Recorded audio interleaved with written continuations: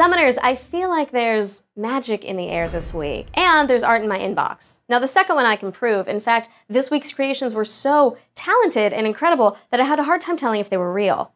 But they are. So we're gonna take a look.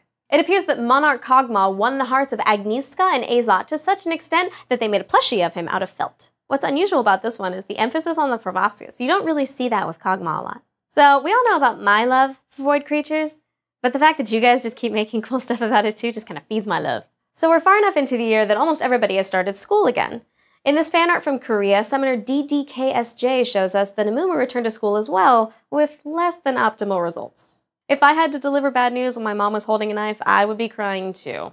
I had to double check that submission to make sure it wasn't an actual Riot splash art. Amumu, your failure is so charming. Bytefodder puts a new spin on recycling as he uses tiny foil candy wrappers to create Ninja Rammus. I can't imagine the patience it would take to do this, especially with all of the impending sugar rush from that Portuguese candy. We should all be inspired to create masterful works of art with candy wrappers, or potato chip bags, or soda cans. KaiCM is like a really talented rapper.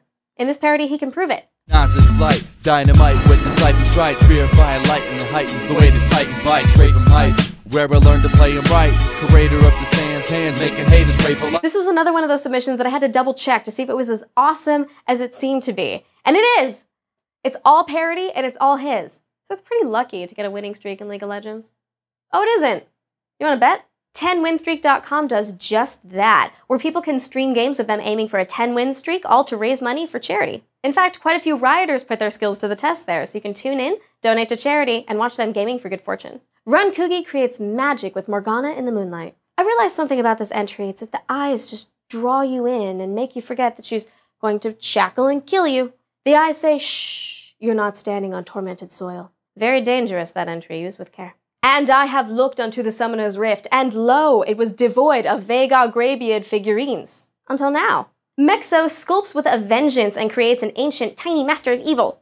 He's doing a big arms pose. That's how you know he's important. This entry has only 3 pages of comments on the European West forum, so I really suggest you all go there and tell him how awesome he is. That's all the submissions for this week, but every time I open the showcase inbox, I just get my socks knocked off by all the cool stuff you guys are sending in. But don't stop there.